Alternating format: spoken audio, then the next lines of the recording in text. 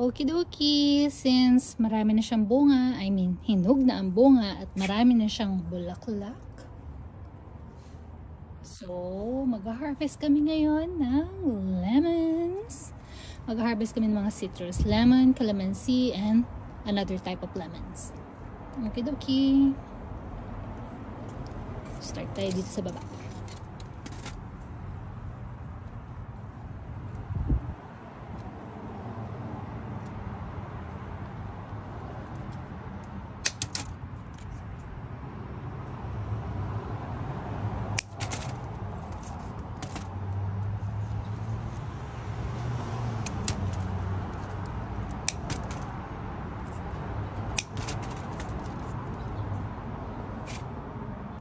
This one, malaki siya.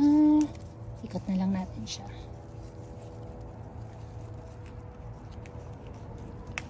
Yes.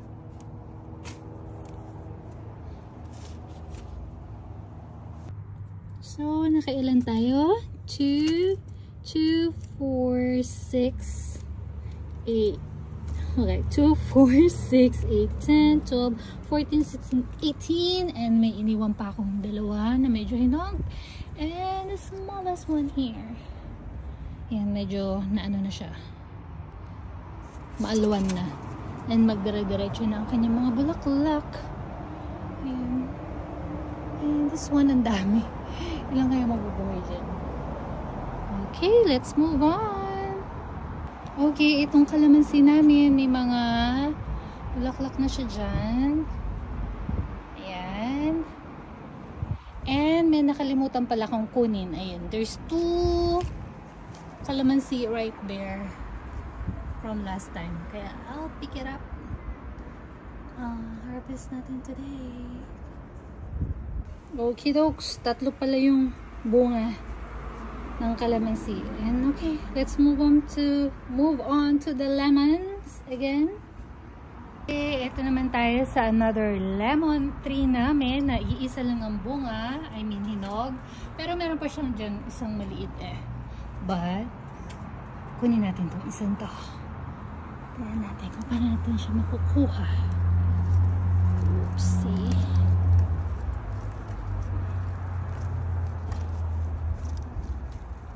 Naku, ayaw niya. I'll just cut it, okay? Hold on. Okay, nakuha ko na siya. It's a funny looking lemon. For sure, maliit lang ang laman nito sa loob. And ang tigas niya. Maliit lang yan. Maliit yung laman sa loob. Okay, let's move on to calamansi. Okay, ito yung calamansi namin na after 13 years, binigyan kami ng 3 maliliit na bunga. But today, this year, ika-14th year niya, ang dami niyang bunga. Like that. Binilang ko yan last time. Nasa almost 30. Ayan. Madami siyang bunga ngayon. So, but we need to get a ladder. Ayan, ang dami niyang bunga. Para makuha yung bunga na nandun sa taas.